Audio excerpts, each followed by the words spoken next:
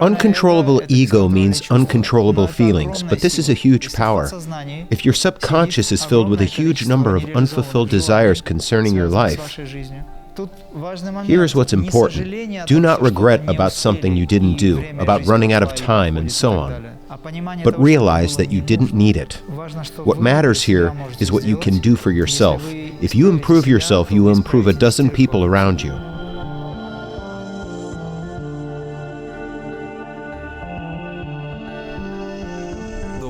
Good afternoon, Imram. Our today's questions are about family, parent-child relationships, ego, reactions of the personality in society, and how our egoic personality can find and retain the connection with the sublime. Here is our first question. Family constellations have become very popular. They are believed to help ease karma. Is it really so? What are family constellations? They are an opportunity to understand what's going on in the family. I think it doesn't require visiting a psychologist, but it was transformed into a whole system. People play these games instead of simply trusting each other, if they have already decided to be together. Speaking about realization of supposed situations in the future, these constellations won't work. What would help is your devotion to God and your alliance with your partner. It means you accept each other and follow your path in this acceptance. And what a person gets along the way, their entire family will deal with. Because individual karma of the husband and the wife, individual karma of the child and parents, all make up a bloodline karma, a family karma. All this is for the family, for these people. They are in this family because they need to complete this journey together. If you want to quit this game, declare this at the universal level and do whatever is needed to quit the game. Do you understand? Constellations may be helpful for some people. After talking to different people, I view them as a kind of role play, as well as other different types of psychological work or dissection of the brain, or the psyche that are very popular nowadays. All this happens at the emotional level. Once people meet someone, they are full of emotion. Something happened. I've changed so much. One person texted me today, "What should I do if I've attained enlightenment? What is my further spiritual practice? What sort of meditation should I perform? What will happen to the body?" Loads of questions. It was not even a matter of if. They messaged when I have attained enlightenment. And a bunch of different questions that are far from enlightenment, that are far even from the spiritual stage of formation. Finally, he writes, "I have attained enlightenment recently. I'd just like to know how I evolved, what level I am at, and all that." These two polarities are incompatible. The only thing I had to respond was, "Who told you that you had attained enlightenment?" We are still waiting for the answer. The same is true here. All this happens at the emotional level. We say that emotions are a good thing. But when one is deceived by their emotions, another problem comes up. If you want to help a family,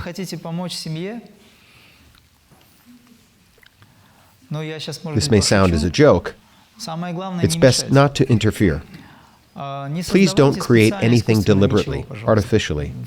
It all depends on what you want. It all depends on what that person or people in the family want.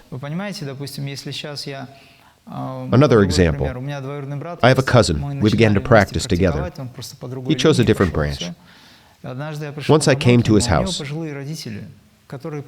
His parents are elderly people who have gone a long way of hardships and suffering. They are Soviet people. His mother is a teacher. She is my aunt. His father, he showed up enthusiastic, full of emotion.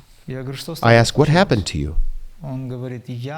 He goes, "I have established a spiritual development regime for my parents."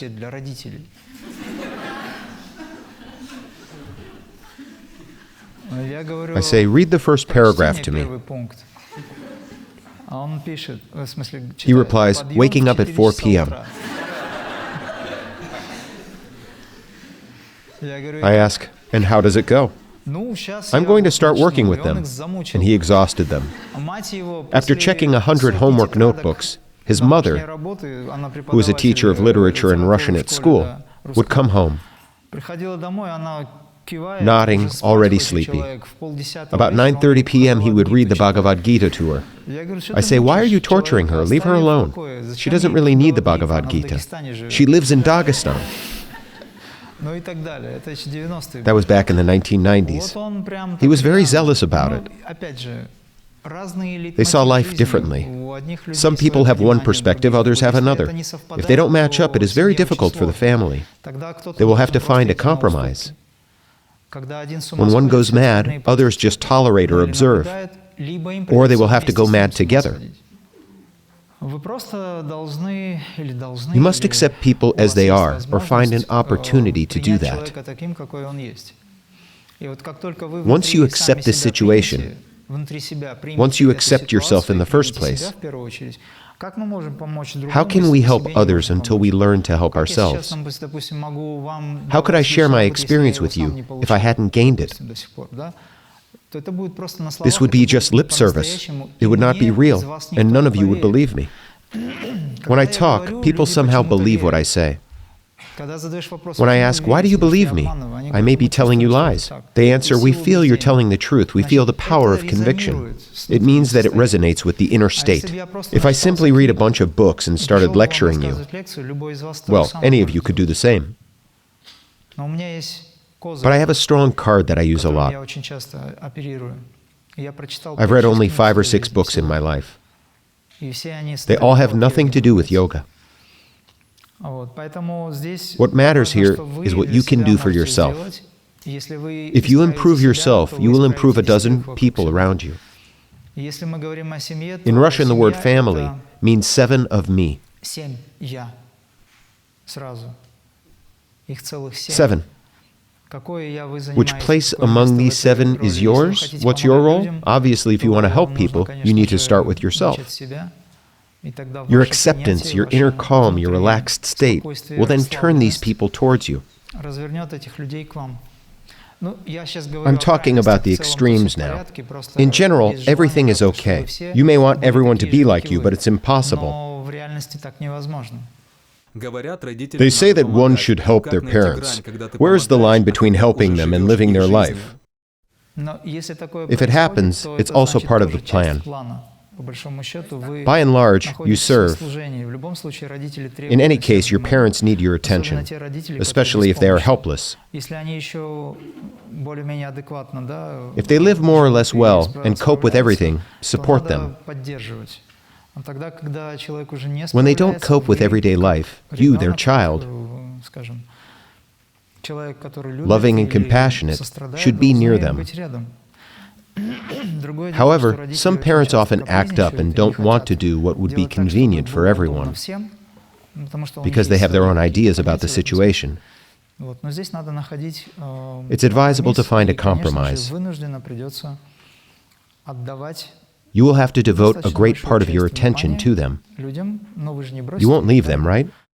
Lately, I've begun losing my temper with my children over any trifle. I notice it, but I can't control it. May I answer right away? The sum total of all your unfulfilled desires, which now appear as a multitude of resentments, set in at this very moment. It's not about someone doing something and you being offended by the issue. You harbor resentment towards life. It should be dealt with. When triggered by someone close to you, it may be even harder to deal with those who are close to you. When a stranger offends you, you don't bear so much grudge. It hurts less, because it's a stranger. But here you deal with those you love. You want to prove at least to them that you are normal, that you are fine, that this is wrong, that it outrages you. I'm talking in general now, just to make it clear. There is only one reason for your emotions to appear inappropriate for the situation itself. This emotion wasn't generated by this situation, but rather by the sum total of your unrealized soul, the sum total of the personality that holds grudges against life, the aggregate of all sorts of accumulated problems that you buried deep inside you long ago. You suppressed this emotion. All the suppressed emotions add up to a huge pile of bitterness.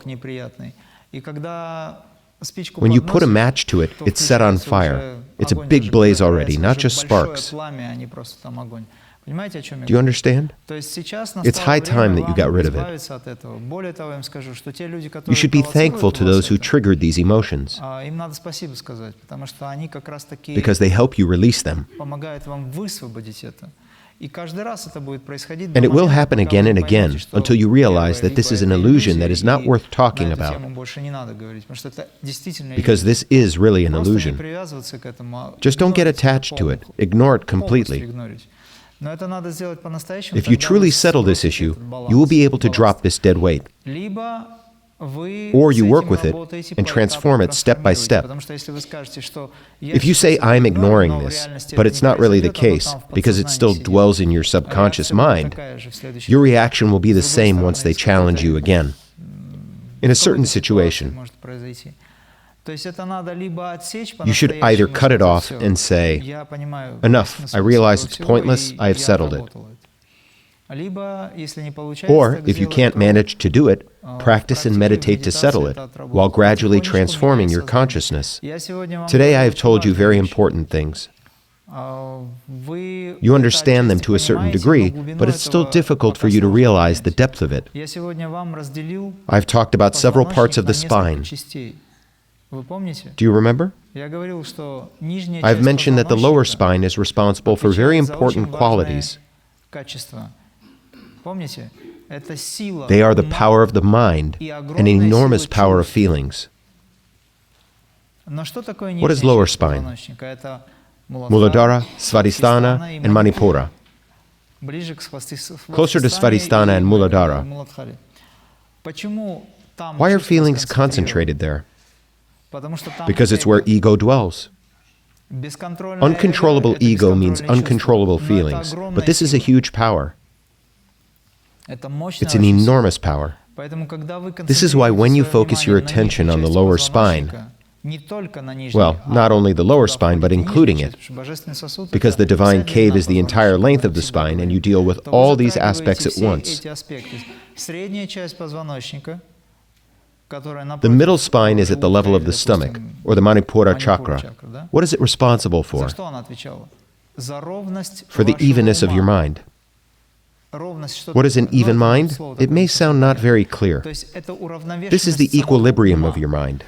What does our task consist in? Not to fight against the situation in which the society is against you or your loved ones don't understand you, but to rise above it. And the frequencies of others triggering these reactions in you won't affect you anymore, because your consciousness is higher than that. You've overcome it already. There are two ways to do it. Either you ignore it and realize that everything is an illusion and the bar rises higher, or you rise above it consciously. This will take some time. Of course, you will react to these triggers.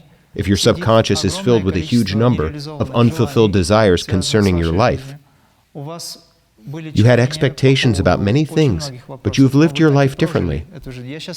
I'm not saying this to make you regret how you have lived your life. No. But you do understand me, right? I can't say what you feel out loud, here in front of everyone. You know it perfectly. Here's what's important.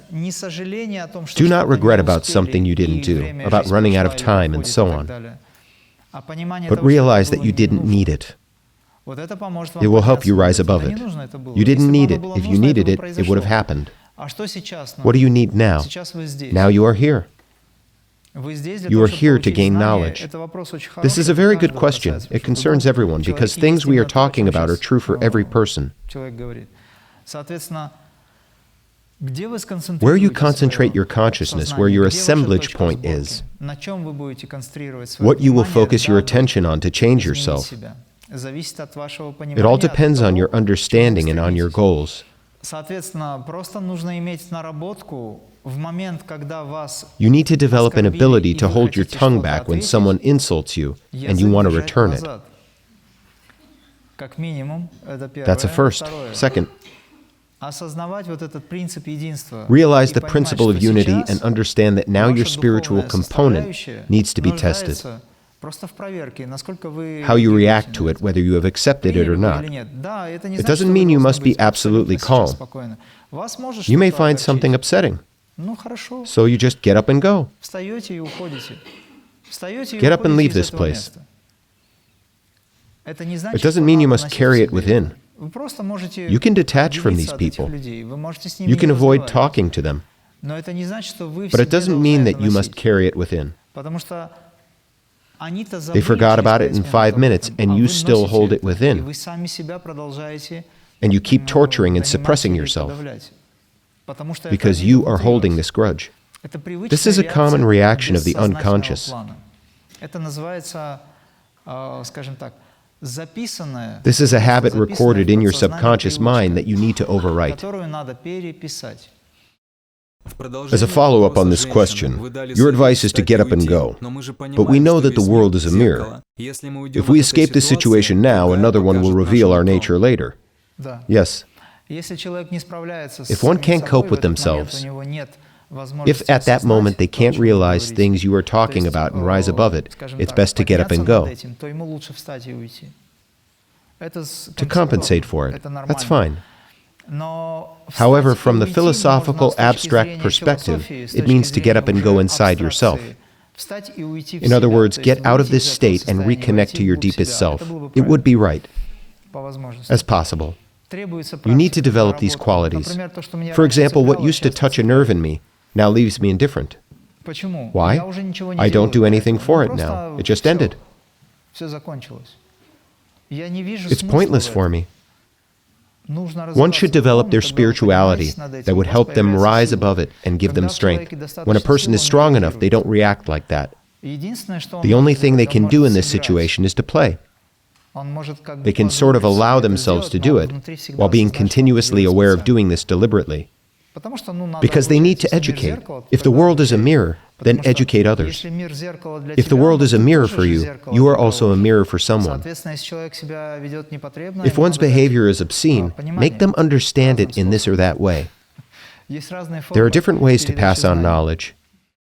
You said that we are mentally distant from God because our ego requires an outer expression. Why does it require an outer expression? Because we have attachments.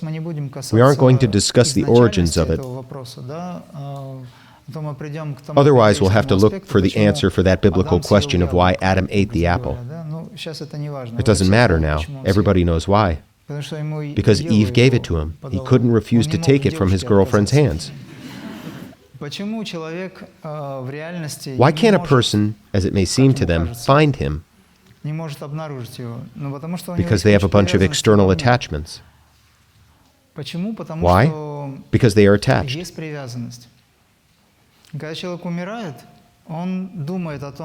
When a person dies, they think of who will look after all their attachments while they are absent.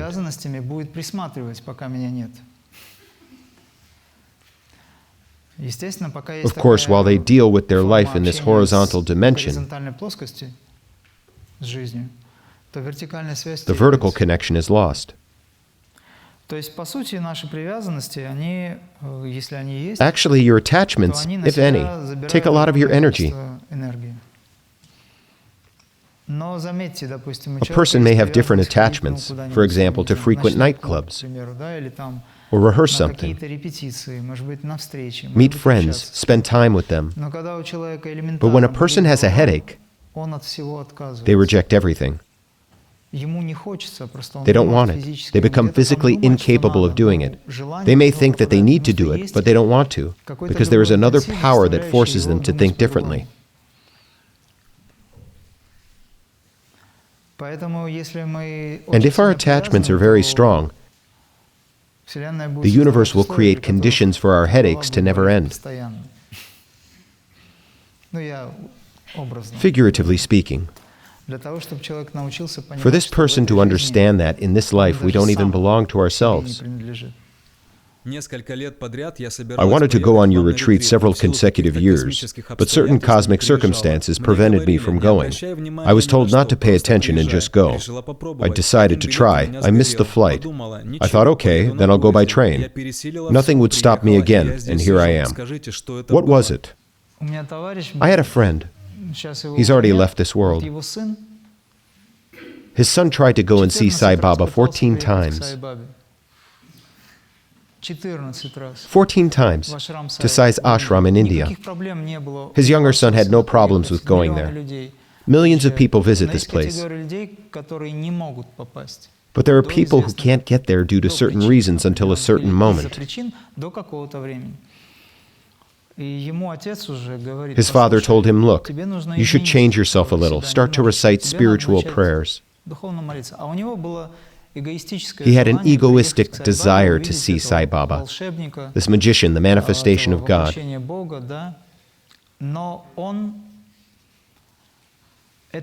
But he did it without permission of Sai Baba. He tried to do it himself. He had a lot of selfhood. Do you know what selfhood is? Selfishness. In his 14th attempt, he thought of everything, absolutely everything, and came to India. Until then, he would miss a flight, or his car would break down, or he would get sick, or something else would happen. A multitude of reasons for him not to get there. In his 14th attempt, he was absolutely prepared. He boarded the plane and flew to India. No one would stop him. The plane was already in the air, and thank God it safely landed because there were other people as well. In Delhi, he boarded the Karnataka Express train.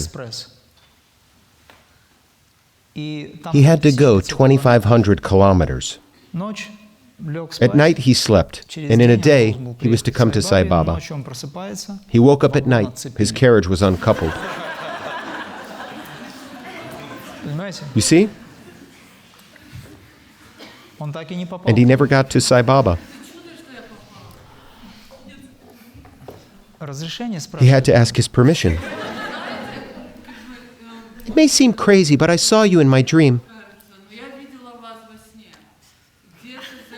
I know. That's why I'm telling you this.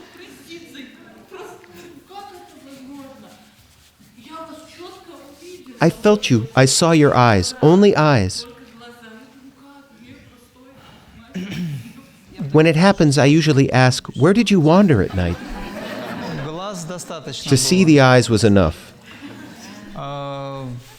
It was exactly the time when I permitted you to visit. This is why you are here. Because until that time, you had programs that prevented you from coming. You needed some time to grow a little more. You grew and we reached an agreement. It was not you who sought. It was your soul that sought, that asked for it. And you got the permission.